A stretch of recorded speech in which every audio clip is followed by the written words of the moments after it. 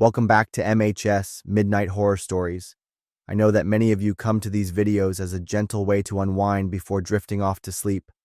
So, before you close your eyes tonight, could I ask you for one small favor? Just leave me a quick interaction, a comment, a like, or maybe share where you're watching from and what time it is for you.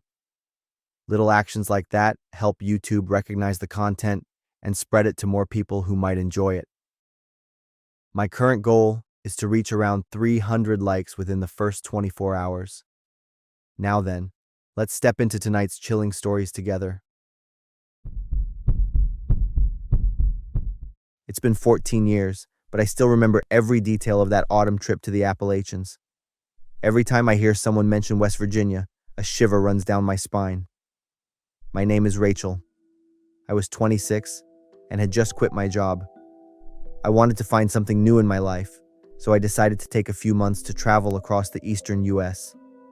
My only companion was Duke, my 2-year-old pit bull. I planned the whole trip in just 3 days. Back then, technology wasn't what it is today. All we had was a paper road atlas and a flip phone with no GPS. The trip began, and I'd never felt so free and relaxed. Duke was just as happy and excited.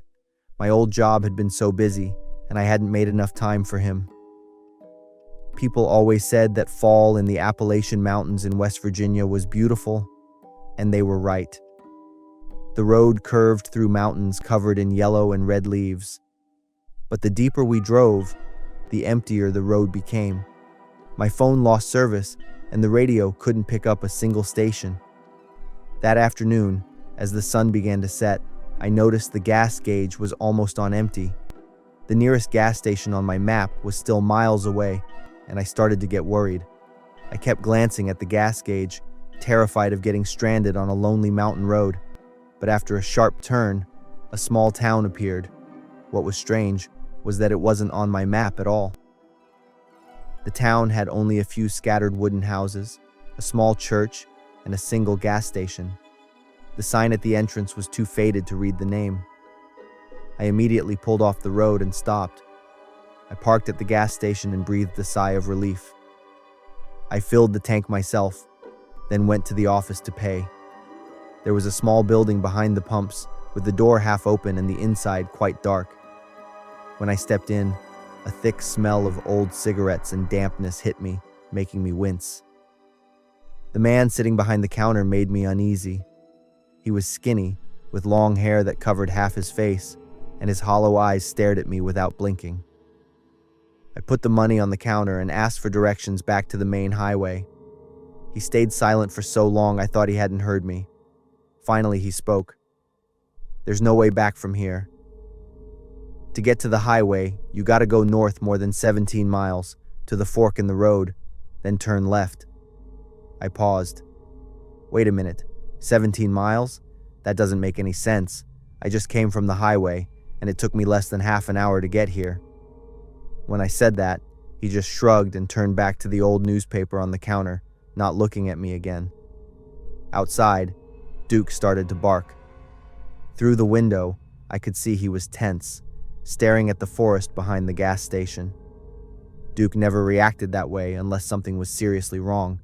A feeling of dread washed over me, and my gut told me to leave immediately. I rushed back to my car and started looking for the way I'd come in. I drove to the end of the main street, which ended in a dead end, a broken brick wall with thick woods behind it. I turned around and took a small dirt road next to the church, but after a few minutes, it also stopped suddenly in the middle of a bunch of trees. I tried turning right onto another road, which just led me back to the gas station. I drove around this tiny town a few times, my desperation growing. Every road led into the woods or back to the starting point, as if the road I'd taken to get here just a few minutes ago had completely disappeared. The sky turned a deep purple as the sun went down. With no other choice, I went back to the gas station with the faint hope that the man would give me better directions. But this time, he wasn't alone. 2 other men were leaning against the wall outside the office. One was tall and thin, and the other was short and heavy. They looked at my RV and giggled to each other.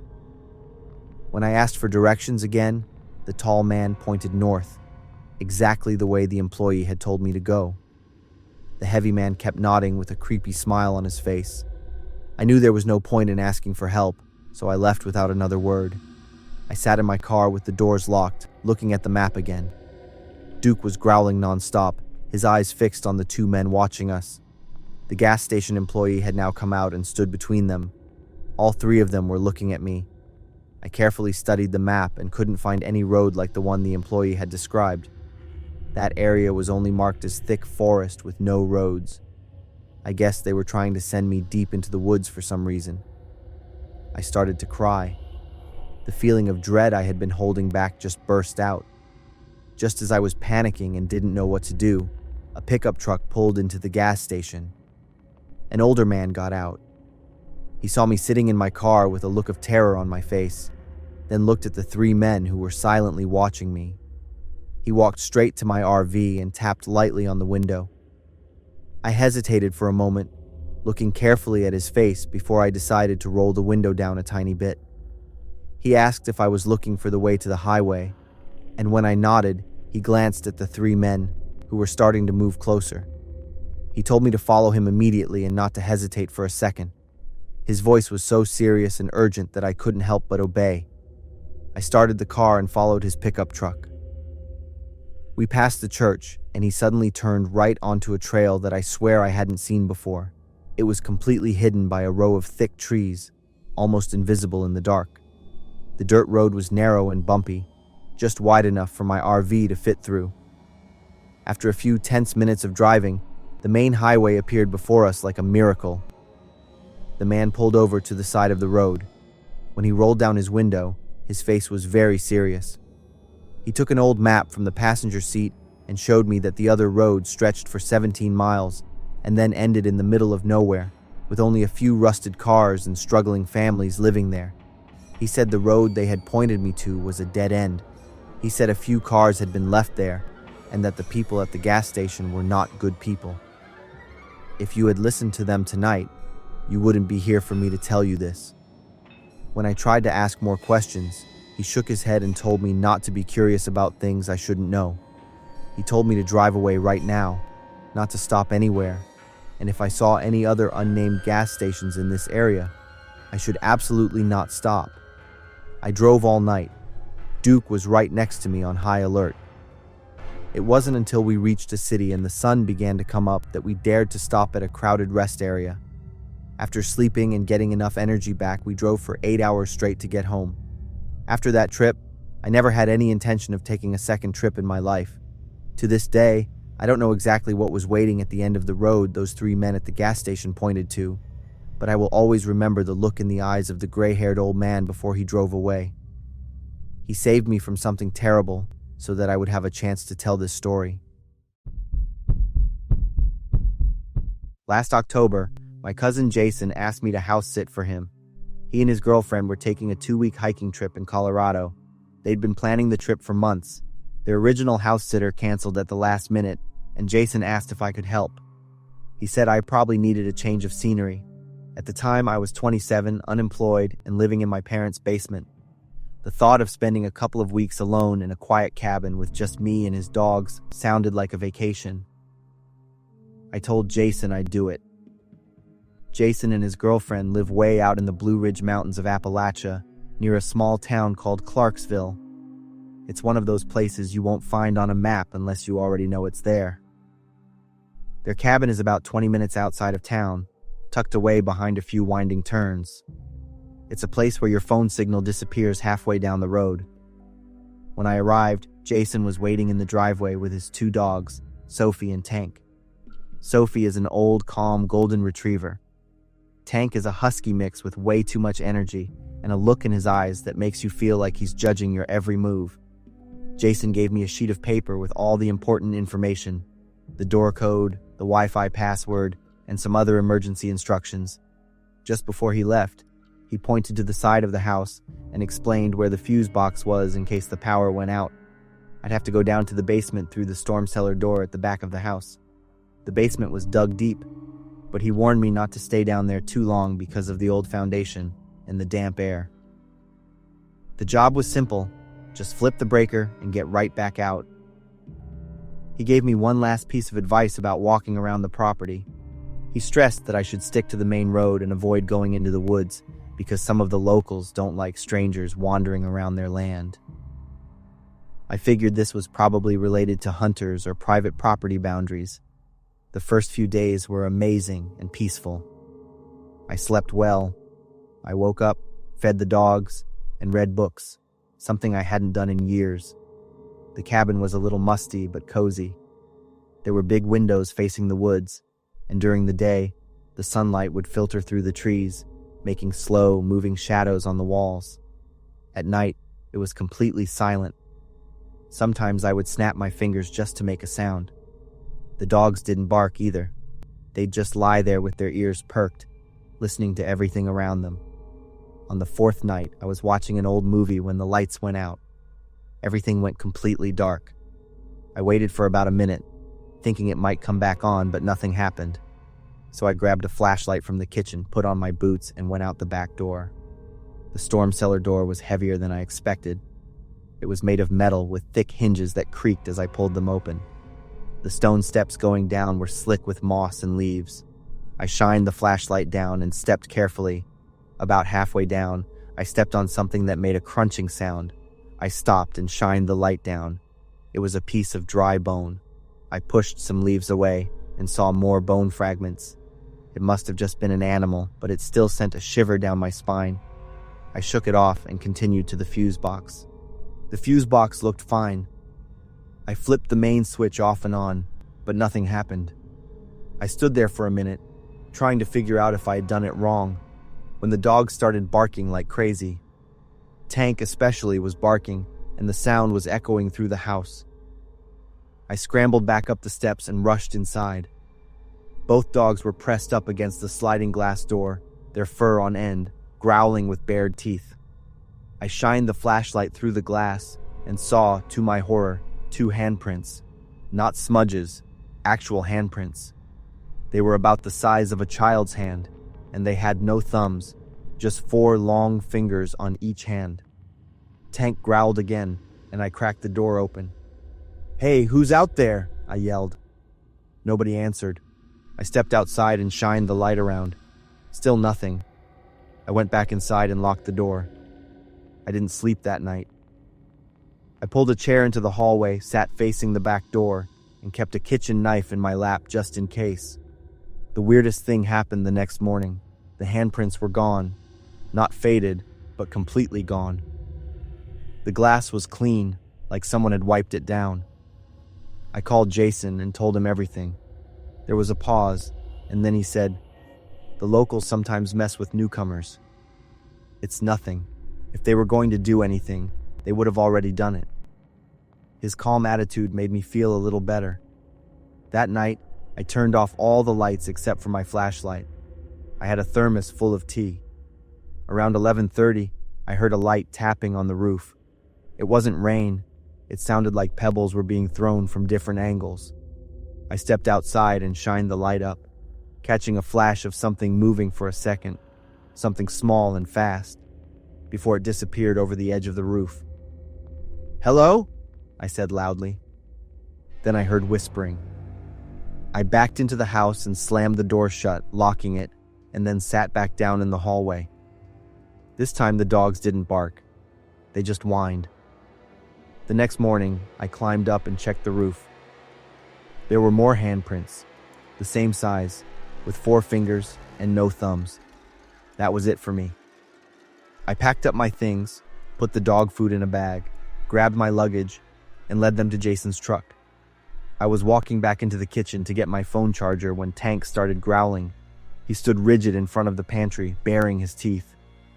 Sophie crawled under the kitchen table and wouldn't come out.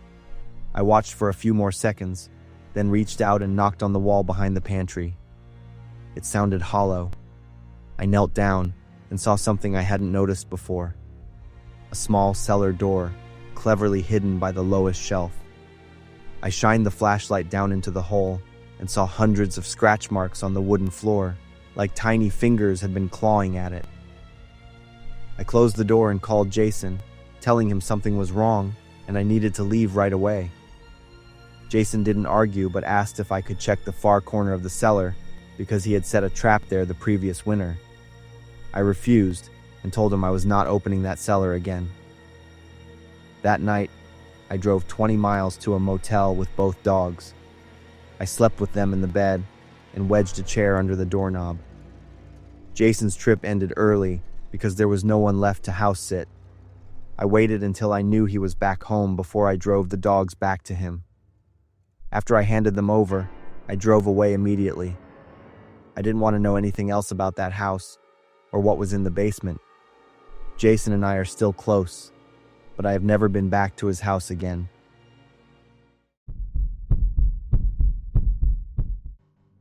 I'm Jax.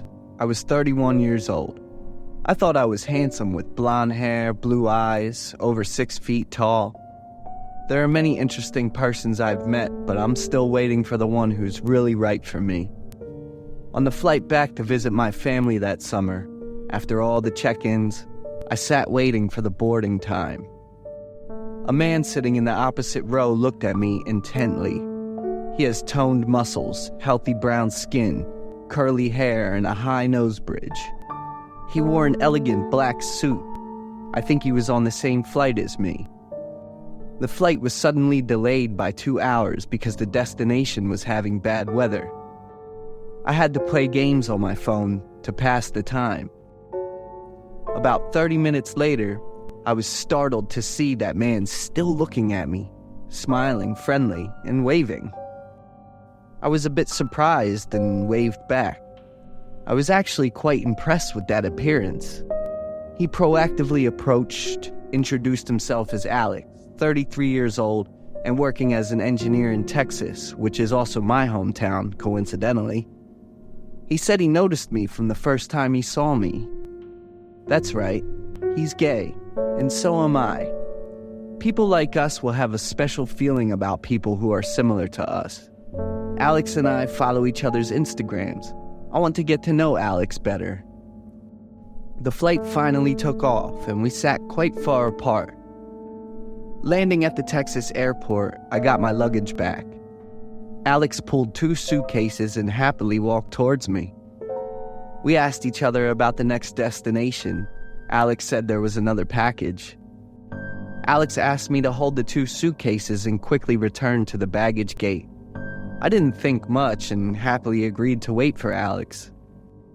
But he hadn't come back for 30 minutes. Looking at the clock, it was almost 10 p.m. Another 15 minutes passed. I tried contacting Alex via Instagram several times, but to no avail. Both mine and Alex's luggage were 4 large suitcases. I couldn't drag them all over the airport to find him. Hunger and fatigue made me frustrated. Alex called me back, apologizing very much for keeping me waiting. Because something unexpected happened, Alex left the airport first. Alex told me to go to the address he texted and sent a private driver to the airport to pick me up. He wanted to invite me to his house for a meal to thank him.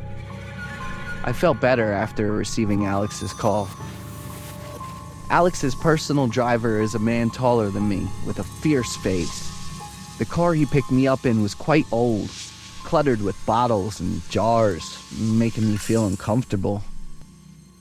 The driver took me to a small, shabby house on a deserted road. I looked around bewildered, got out of the car and went inside following the driver's instructions.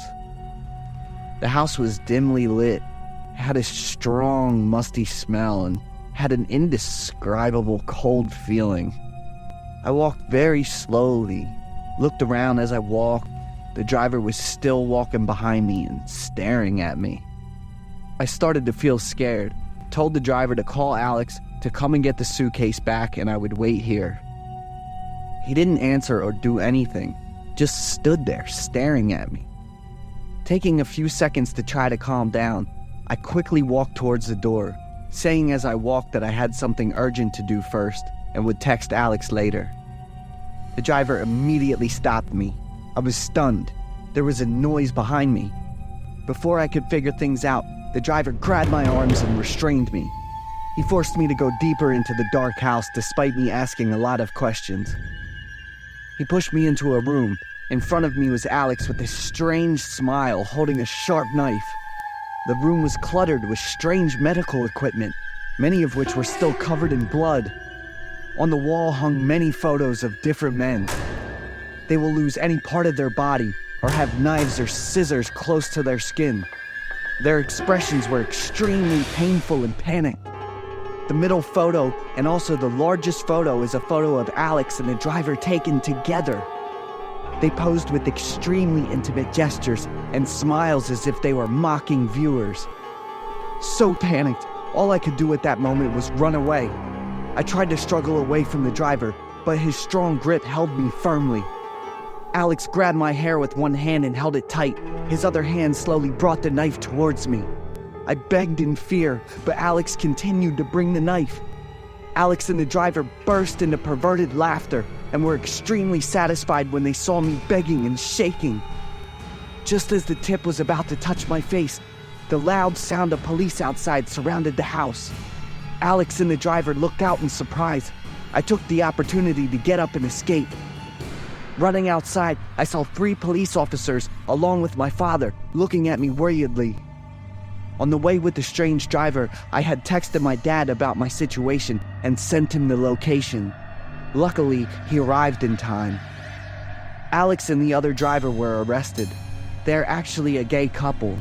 They target gay people like me, terrifying them with blood and wounds, satisfying their perversion with screams and begging. Everything is completely different from the kind and handsome appearance that Alex has. His face and that disgusting smile still haunt my mind to this day.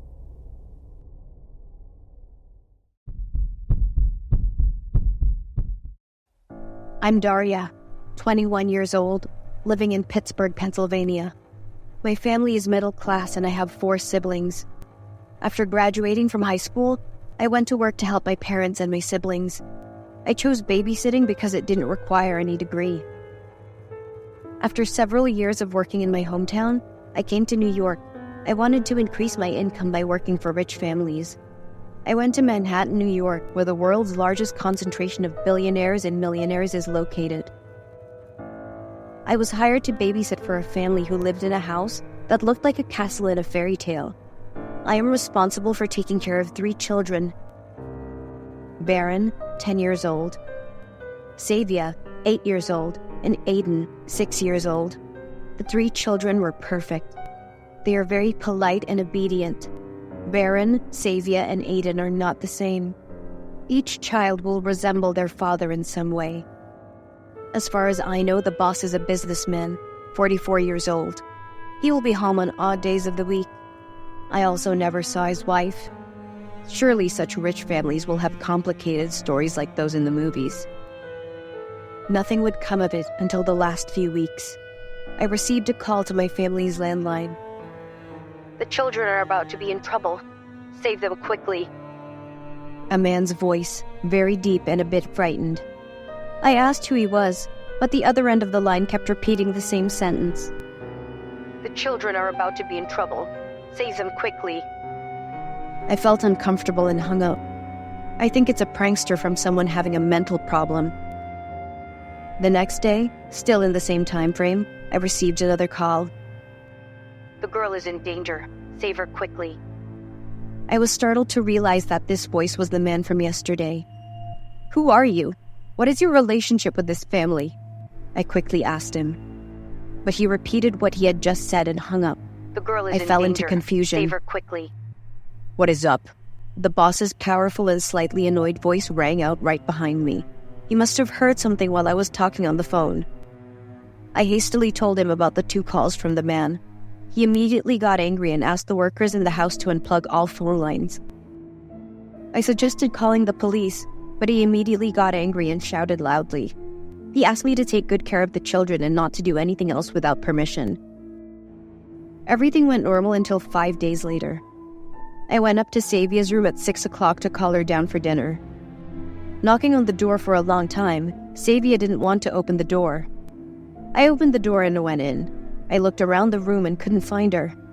The iPad was playing the movie Savia was watching. I called out, but she didn't answer. Running downstairs in a panic, I quickly told the housekeeper to quickly call the boss. Savia was missing. But the strange thing was that everyone present in the dining room was indifferent to what I said. They continued to eat their meal very calmly. Even Baron and Aiden did not react when they heard their sister was missing. I froze looking at these people. Don't they have any emotions? I decided to call the boss myself, but he didn't answer the phone. I really wanted to call the police, but remembered his angry reaction the day before. I had to put the phone away. I'll wait until the evening when he comes home. Today is also Thursday. As soon as I heard the sound of his car, I quickly ran to tell the boss about Savia's disappearance. But his reaction once again shocked me. She misbehaved. She will be punished and come back in a few days. I'll say it again, just mind your own business. His cold and bloodshot eyes looked straight at me. It made my body stiffen. His eyes gradually turned back to brown. I panicked, tried to hold my breath, bowed my head, and ran quickly back into my room. I'm scared, but I'm making a lot of money working here, so I choose to stay quiet and try to do my job well. 3 days later, Baron continued to disappear. The boy disappeared, leaving the room cluttered with many things. I was extremely panicked when incomprehensible things continued to happen. But the attitude of the people living in this house really makes me feel creepy. A housekeeper, she came in at the same time as me, revealed to me the reason why Baron disappeared. The boy was also taken to be punished because he refused to take medicine. Medicine? Is Baron sick? I didn't know about this when I joined the job. A series of questions appeared in my mind. It's been almost 2 weeks. Baron and Savia still haven't come back. One day, I went down to the warehouse to find Baron his favorite ball. I was a bit startled when I saw the desk phone stored in here. I stood looking at the phones for a while and decided to go over and plug in the red phone I'd received 2 calls before. As soon as I plugged in the phone, it immediately rang loudly, causing me to panic and answer the call. I don't want anyone to know what I'm doing. My heart was beating very hard. I tried to breathe evenly. On the other end of the line was that man's voice. "Quickly, get out of there. You will be the next victim." I didn't answer. I tried to calmly continue to listen. "You'll be forced to drink deadly drugs. You will lose all consciousness and emotions. You'll become a living doll. He will sell you as a sex toy." My eyes widened as wide as possible. Tears welled up. I covered my mouth tightly, trying not to sob out loud. He was so cruel that he used his own children to make money. Maybe his wife was sold in that way. Not just 1, but 3 wives, with 3 children. All I could think about right now was running away. I have to escape this horrible place. Just as I turned around to run out, at the warehouse's entrance, a tall black shadow was staring at me with cold, bloodshot eyes.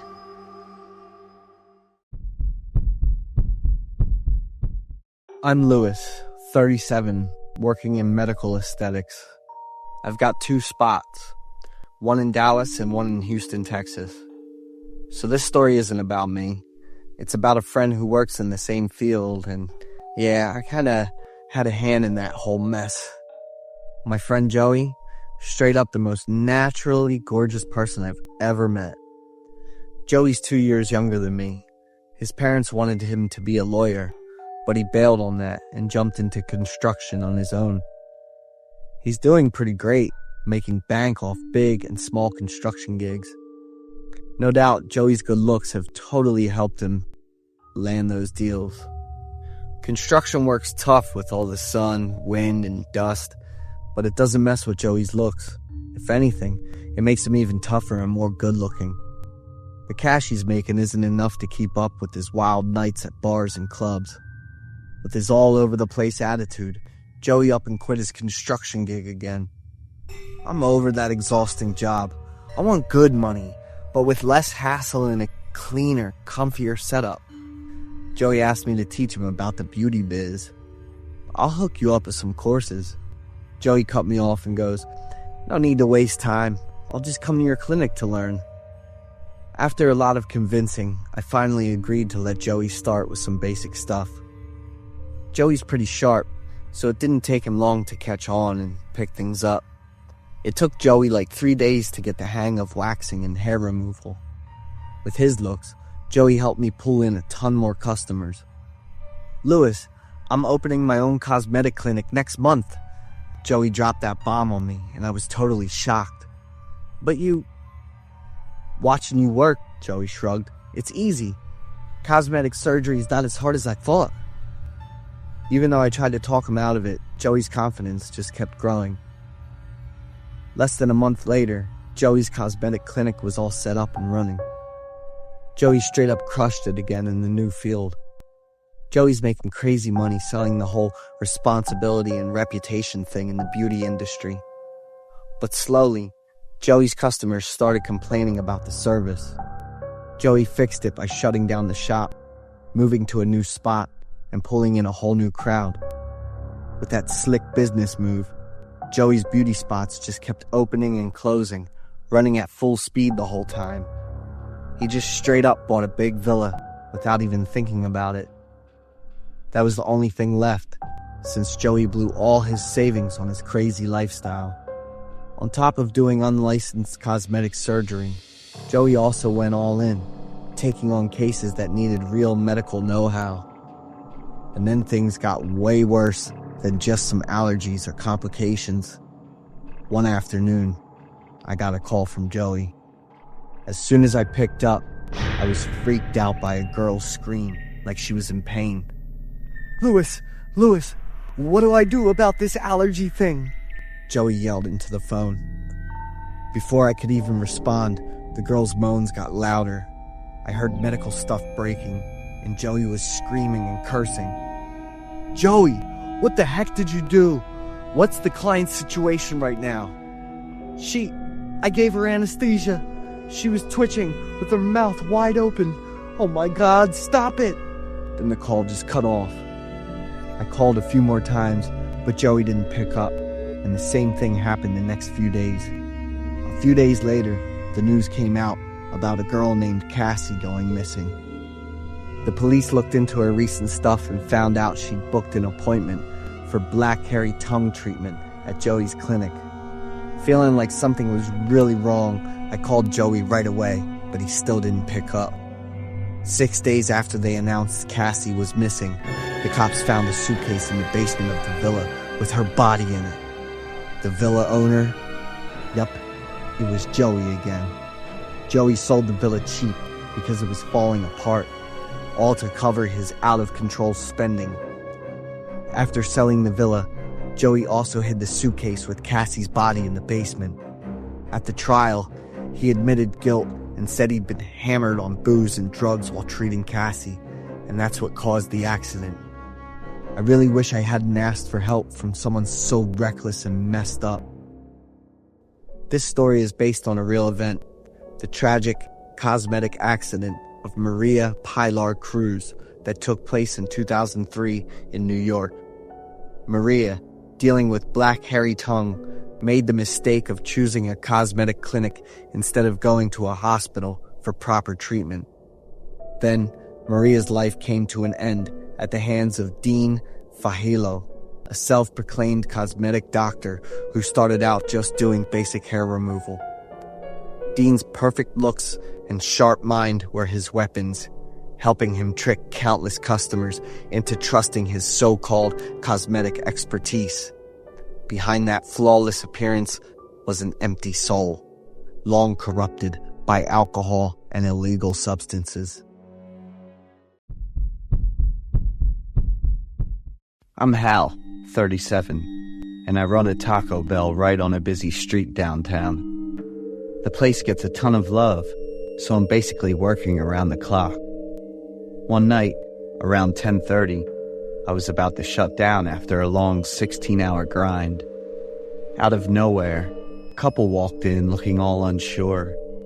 The guy went, "Hi, sorry, but can you hook us up with whatever food you've got left?" I was kind of confused, so I didn't reply right away. "We come from way far away, and your place is the only one open." So I was like, "Just hang on a sec." And I couldn't say no since they were customers, you know? It took me like 10 minutes to whip up 2 burritos, even though I didn't have all the ingredients. The couple was super grateful and dug into their food, and watching them enjoy it made me feel way less tired. I was just wandering around cleaning the cashier counter for a bit, and when I turned around, the woman was still munching while the guy was staring at me. I asked, kinda worried, "Is there something wrong with the food, man?" He smiled a bit and said, "Oh no, it's awesome." Usually when I get compliments like that from customers, I'm super happy. But the way the guy looked at me and smiled just gave me the creeps. The guy asked me, "Are you the owner of this place?" "Yes." "Great. Do you live by yourself?" I was like, "Yeah, I live just a few minutes away." I have no idea why I blurted that out without thinking or being careful. The guy got up, threw some cash on the table, and walked out, and the woman quickly jumped up and followed him. I didn't think much of it, just headed home to crash since my body was totally telling me to chill out. As I walked out of the bathroom all wet, I heard loud banging on the door and a woman's weak voice. "Help me, please." I froze for a few seconds before bolting to the door, while the woman kept banging and begging.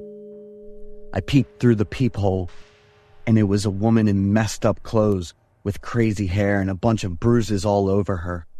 I didn't open the door, but I asked, "What's wrong?" just to be safe. "Let me in, please. He's about to catch up with me." I got even more on edge and said, "I'm calling the police right now, just chill out." "No, please don't call the police. Just let me in." The woman got more and more freaked out, and her voice along with the banging on the door got faster and way more urgent. When I looked closer at the woman's face, I was shocked. It kind of felt like she was with that guy from earlier. For a few seconds, I caught a glimpse of anger in her eyes. I quickly grabbed my phone and said, "There's a woman in front of my house who needs..." The woman yelled, "Don't call the cops." and punched the door. I jumped back a bit, and the phone I was holding dropped.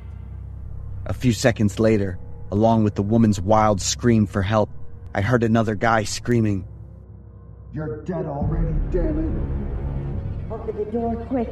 I'm begging you." And then just like that, those scary sounds faded away.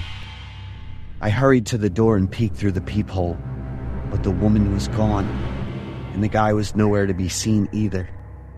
The sudden switch totally threw me off. I gripped the doorknob, caught between being scared and curious. There was an axe blade stuck in the door, like just a few millimeters from my forehead.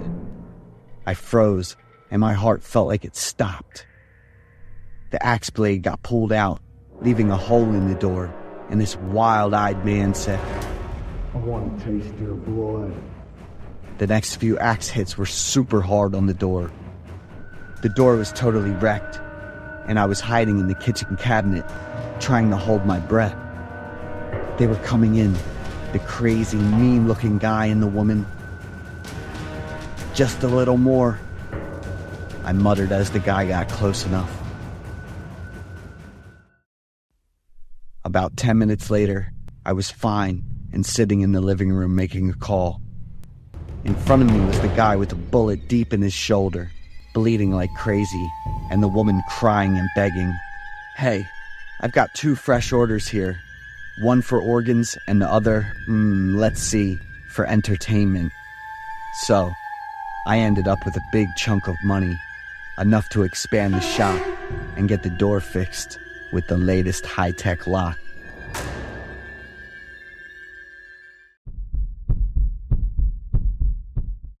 I am Gray, 14 years old. I have just moved in with my grandmother because my parents are serving prison sentences. I had a younger brother, but he passed away when he was 3 months old. I can't clearly remember the last time I felt truly happy. My family was once financially well off, but everything fell apart when my mother's nursing license expired and my father was laid off from his job. We lived in a small house, devoid of warmth or cheerful conversations. Love gradually became a scarce and luxurious commodity in my family. I constantly had to face my parents' arguments at any time of the day, That made me feel fed up, tired, and suffocated every time I came home. Many times, I quickly brought my dinner to my room and locked the door before everything could be thrown to the ground. Sitting in my room, I put on my headphones, turned the music up loud, and started eating, not realizing when the tears started to fall. Since I was little, I've always felt a strong, burning smell in the house, especially in my parents' room. The smell made me uncomfortable and curious, but every time I asked about it, I only received cold stares and scolding. I didn't understand what was happening until I was old enough to realize that it was drugs. My parents were always dazed, their eyes vacant, smiling with no reason, and their actions out of control. I felt like a ghost in this house, always silently observing and never being noticed.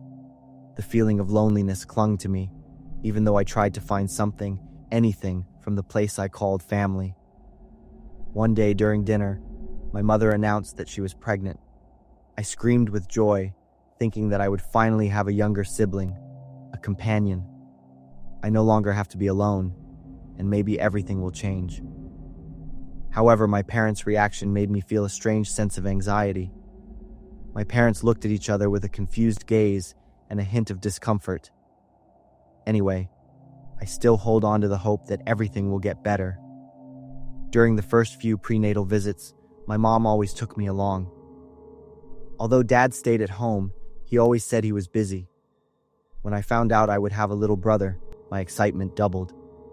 I imagined moments of playing, talking, and how I would protect him. That was also the last time Mom went for a prenatal checkup, as far as I remember. The day my little brother was born, I couldn't believe my eyes. He was so tiny, fragile, with pale skin and red spots. I overheard the doctors telling my parents that my little brother was born addicted, and that his liver contained at least 2 types of stimulants. My mom and dad just stood there, indifferent, not showing any concern or sympathy. I wanted to get closer, but the nurse took him away. I couldn't do anything except stand and watch. My little brother was then adopted by another family as soon as he was discharged from the hospital, and my parents also underwent rehabilitation measures. The feeling of emptiness and disappointment returned. The house gradually lost its burnt smell, but the coldness couldn't be erased. Sometime later, my dad regained custody of my little brother after successfully completing rehab and passing the Child Welfare Agency's test. My mom also returned, and the family was reunited. I hoped deeply for a better future. That summer vacation, my parents signed me up for a camping trip a few hours' drive from home, which would last for 3 weeks. Although I didn't want to, not even a little, I was completely unable to resist. The first thing I noticed when I returned was that the house had a very unpleasant burnt smell again. My parents didn't even look at me, even though it had been 3 weeks since we last saw each other. I searched for my little brother, but I couldn't find him. Even his belongings were gone. I asked my parents many questions, but they just sat there staring at the ceiling with vacant expressions. That evening, the police came to the house and arrested my parents, leaving me in shock. My little brother had been neglected and passed away at the hands of my parents. I was taken to live with my grandmother to avoid the bad information and images. Still, I couldn't stop wondering about the lives of my little brother and me. Why were they so heartless? Why did we never receive the love that every child deserves? The story above is based on the true events of the couple Jessica and Daniel. Instead of building a happy family with a stable job as they once had, they became consumed by drugs. In 2018, Jessica discovered that she was unexpectedly pregnant. She didn't go for prenatal checkups during 2/3 of her pregnancy because she was afraid the doctor would find out that she had been using drugs. Even during labor, Jessica's face was emotionless, showing no sign of pain. That was an indication of the effects of drugs. As a result, their second son, Dylan, was born a month early, and it was discovered that his liver contained at least 2 types of drugs. This cruel couple neglected the child, causing Dylan's death, and chose to hide his body in an abandoned well next to the church. After several attempts, the police managed to retrieve an object consisting of 2 milk baskets secured together with 3 padlocks, 12 plastic ties, and 8 electrical wires. They were sentenced to life imprisonment without parole for Jessica and 47 years in prison for Daniel. Life is not without cases of child abuse and neglect, or parents who refuse to raise their children, and this is an act that is utterly reprehensible. I'm Steven. I live in Houston. Just signed the papers to pay for a car with my tiny office salary. Not trying to brag or anything, but it's a horror story that made me swear off public transportation for good. That night, on the last bus from work to my place, I grabbed the seat in the back row. It was just me, some girl, and the driver on the bus at that point. I leaned back, shut my eyes, and just tried to relax. It took me almost an hour to get home. The girl, annoyed, told the driver, "You can skip the empty stops. It'll save time. I gotta be home in 15 minutes." I noticed she looked like she was still in school. With all that heavy makeup and colorful clothes, she probably just came from a party. The driver replied slowly, "Chill, girl, I'm just following the rules. But your rules ain't gonna help me dodge my parents finding out." The driver laughed and was like, "This last bus ain't just for people. It's got other stuff too." That caught me off guard a bit. The girl rolled her eyes, plopped back in her seat, and started scrolling on her phone. I closed my eyes, leaned back, and tried to rest. I was exhausted, but I just couldn't fall asleep. A while later, when the bus stopped, a cold wind hit, and it made me shiver. I looked around and realized I was the only one on the bus. No one got on the bus at this stop. I zipped up my jacket, shoved my hands in my pockets, and curled up. "Why is it so cold?" I mumbled. I checked the clock, and it was already past 11, just about 30 minutes till I got home. I pulled out the book I was reading to kill some time. I turned the page, then looked up by accident and saw a girl sitting near the door in a red sweater with long, messy brown hair. Clearly, that girl wasn't there a minute ago. I looked out at the street, and there was no bus stop around here. When did she even get on? No way. This can't be the high school girl who just ran away from home. Whatever. I went back to reading. The second time I looked up, it kind of seemed like the girl was sitting closer to me, but I wasn't sure. She was sitting up straight and didn't seem to budge. I kept reading, but I couldn't focus. The air in the bus was getting colder, and I started shivering. After a few minutes of trying to focus, I looked up at the girl in the red shirt again. She was sitting way closer to me, like just 2 rows away. My heart started racing, and I felt this weird shortness of breath. I tried to shake off the bad thoughts by keeping on reading, gripping the book tight. The light on the page faded, and a dark shadow took over. That girl, she was right in front of me, but she moved without making a sound. I started gasping and slowly looked up. She was still sitting up straight, but the sweater wasn't red. It was soaked in some red stuff that smelled fishy. Before I could even react, the girl gently pushed her hair back with both hands. She pushed her hair back, and behind it, a messed up face stared at me, and she started giggling. I just mumbled some sounds, took a few more seconds, then finally screamed, letting all the horror out. When I ran out of breath, I took another one and screamed again. I kept doing that until something hard smacked my head. "What's wrong with you?" I opened my eyes, and it was that girl from earlier, holding a school bag. She was staring at me like she was judging me. I was freaking out, looking all around the bus like, "The girl in red, the girl with long hair." I kept saying it, about to lose it.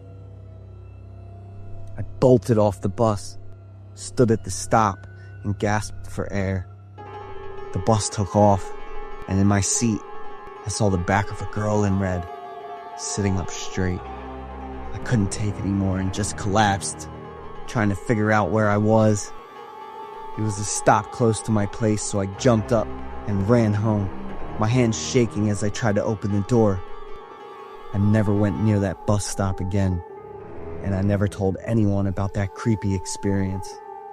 No one would believe this, but I'm sure the stuff I felt was real as heck.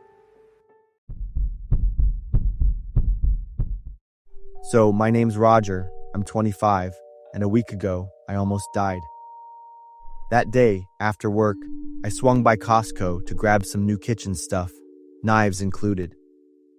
While waiting in line to pay, I glanced around the store and caught sight of some guy standing outside, just staring at me.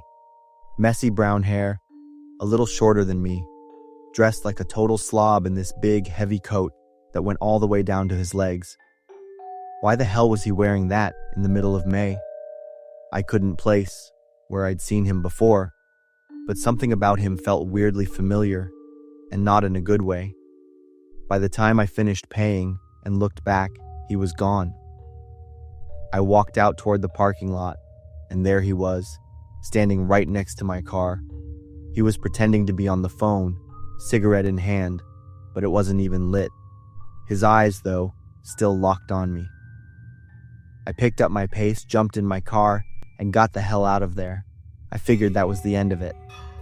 That night, Diana, my girlfriend, was at my apartment. I was all hyped up, making dinner, stealing glances out the window while waiting for her. Then, out of nowhere, I spotted a guy standing in front of my building. He was off in the distance, barely visible under the dim streetlights. I knew right away it was him, the guy from earlier. That weird coat gave him away.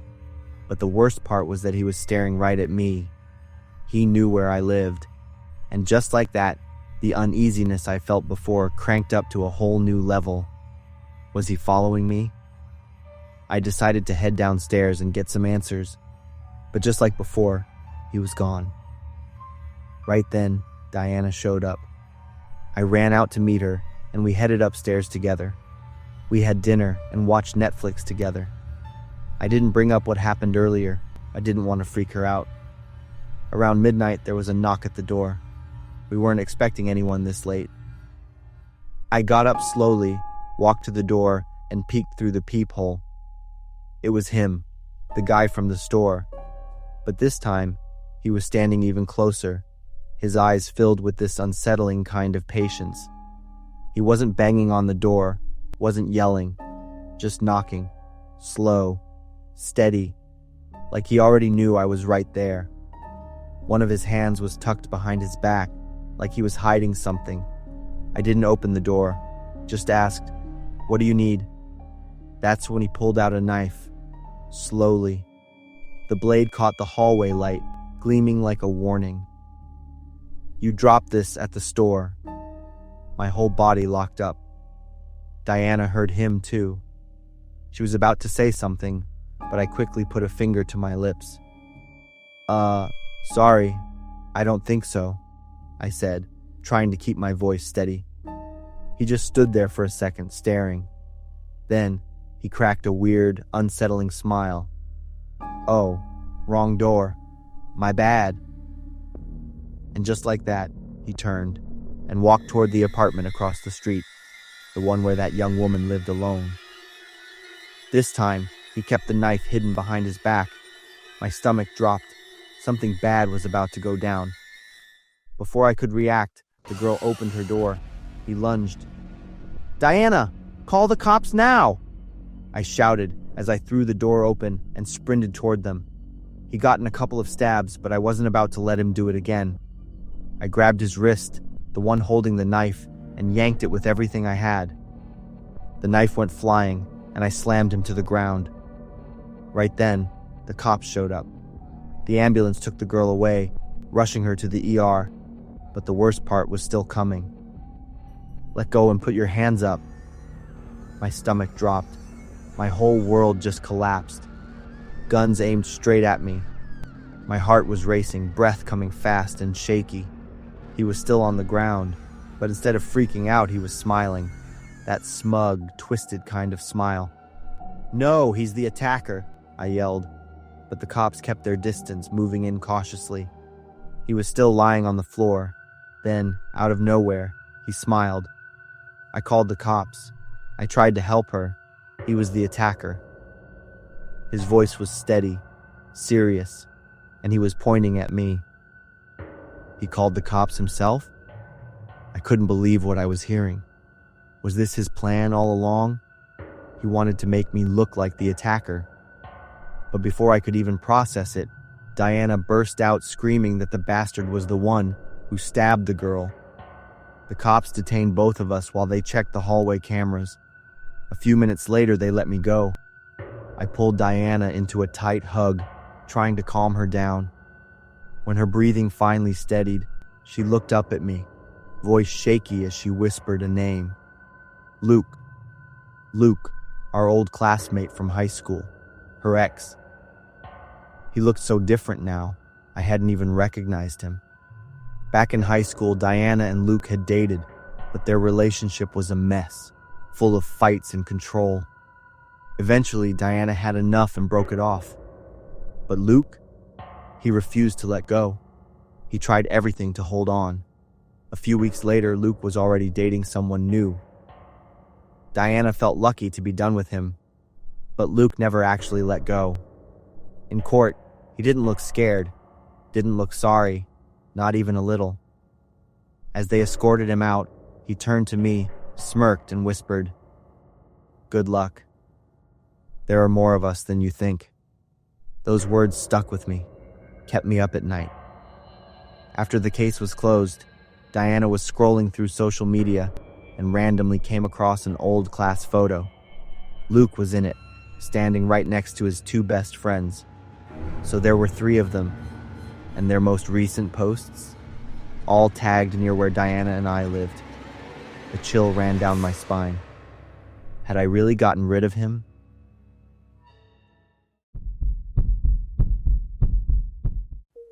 I'm William, 54 years old. I used to work as a construction worker, yet recently allowed early retirement due to the tough work conditions and the union requests. I had 2 grown-up children under my belt. My son Jeffrey, 30 years old, and my daughter Aileen, 25 years old. Both of them were single. I raised the 2 of them by myself, and to be honest, I managed to do the best that I could. My wife's Rachel had passed away 20 years ago. It was a day she's working night shift, which I promised to take her back from work. Yet I fell asleep on my night out with coworkers and couldn't make it there. I woke up at 2 a.m. when Jeffrey called me and handed me the telephone with a stranger on the other line. The stranger was a police staff announcing that my wife had passed away in the hospital. I couldn't believe what I just heard. All I could do was to hug my son tightly, who was just 10 years old. My wife was a victim of a robbery gone wrong. She was beaten severely by the very taxi driver taking her home. On the day of her funeral, I was literally a shell of myself, with only the 2 anchors were my children. The pain of losing my wife, leaving my 2 young children to fend for themselves at the very young age, devastated me. I could never forgive myself for leaving my wife alone on that night, fending for herself. All the while, I was drunken, asleep. It's been 20 years already, and not a single day I didn't think of Rachel. I dreamt of her almost every night. So on last Thanksgiving, I decided to take the kids in the woods to commemorate my late wife. She and I had a lot of camping trips in the past, with me being the city boy while she's a naturalist. I and the children arranged everything neatly. It's a cabin in the woods where we will be staying here for a night. After arriving to the campsite, Jeffrey and I did the prep work for the fireplace and food procurement, while Aileen went around taking pictures of the scenery.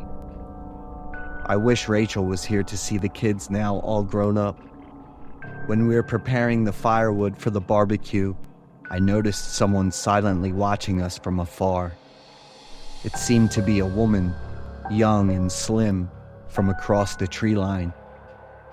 When Aileen called me, it jolted my eyes away for a few seconds, and the woman disappeared when I looked back. Must be another camper or hiker, I thought to myself. After the food was done, we got to the small dining table to eat. The three of us all pray for Rachel in heaven to be in peace. Throughout the dinner, I told the kids about Rachel, their mother, about the things we went through, the things that all four of us went through, like it had always been. Especially for Aileen, she didn't have much memories about her mom. In the corner of my eyes, I spotted that woman one more time. She's now getting closer, and I could see her clearly. I wasn't sure why, but this woman exuded a very familiar aura around her. Noticing me seeing her, the woman turned away. I stood straight up, feeling an urge to get closer to her. Then, I hit the table and jolted back to reality, much to the surprise of Jeff and Lana. "What's up, Dad?" they asked me. And in that split second, when I looked back, the woman's completely gone. I went back to the table, but couldn't get back to the stories anymore. The night temperature dropped sharply, this deep in the woods, forcing us to stay within the warmth of the cabin's walls, heated up by the flickering firewood. I decided to tell Jeffrey and Aileen about the woman I saw earlier. I think she was in distress, and I would help her if she really needed help. I felt she was very familiar. My two children were curious when they heard about that woman. Jeff told me that I should tell him the next time seeing her, while Aileen told me to be careful around strangers. "Thanks, kiddo. I'll keep that in mind," I laughed, gently tapped on my daughter's forehead. I stood up to the kitchen to get more water for the kettle. On the way there, I accidentally lifted up the curtains around the dining table. A woman standing there startled me. She was so close that I could clearly see her there in front of me. That was Rachel. No, it was the Rachel, still wearing the same clothes on her last day. I yelled out her name and ran straight to the window, not paying much attention to the still closing wooden frame. Needless to say, the collision knocked me to the floor. The loud commotion jolted my two children. They came around worryingly. It's Rachel out there in the woods," I told them, while Jeffrey carefully scanned around the cabin, seeing nothing but eerie woodlands.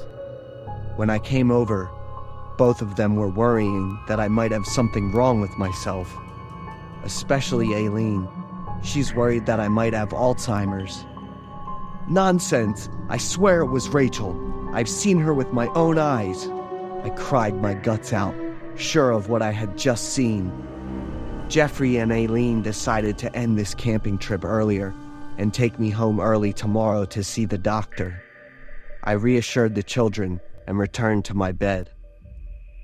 That night, I once again dreamed about Rachel. But it wasn't the nostalgic dreams as usual. This time, it was the dream about her getting beaten badly, suffering all on her own. Rachel cried, asking why I didn't come there as promised.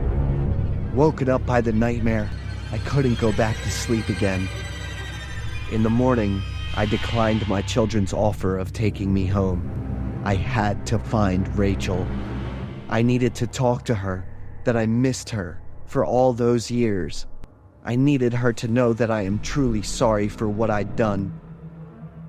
Jeffrey and Aileen must return due to their work, so they had to leave me there, but they worryingly told me to keep in touch at all times. Alone in the cabin, I stared at the beautiful Rachel on her wedding day, the old picture I had always kept in my wallet for many years. When I went out to get some fresh air, I saw her once again, in the distance. This time, there wasn't anything that held me back. I immediately chase after her. Despite my consistent yelling for her, she just kept going. I went to a small lake in the woods before lost track of her. Suddenly, it's her voice coming from the middle of the lake. It's she calling me. I was happy, yet sad at the same time. I begged her for forgiveness. Slowly, I drifted myself further and further into the water, until the voice of Jeffrey and Aileen jolted me back from my trances. Rachel had completely disappeared from my sight. It was then that I realized I was halfway into the deep water, my feet and legs completely squeezed shut by the muddy silt. Now, fully awakened, it's time that my survival instinct kicked in. Jeff and Aileen had called off their work for today, feeling worried in their guts. After dragging me ashore, my 2 children cried like the time they were kids. They were so afraid I did something foolish. It was at this moment I realized Rachel wasn't here anymore. She had left 20 years ago now. It's all in my head that I'd made up to cover for my desires to see her again and to have her forgive me. I almost let myself down in both my sorrow and this cold lake. I had to let the past go. It's all about the present, for Jeffrey and Aileen. I went back home with my children. Right now, I was pretty content with my life. I have joined many senior clubs, making many new friends there. And in the corner of my mind, I believe Rachel had forgiven me long, long ago.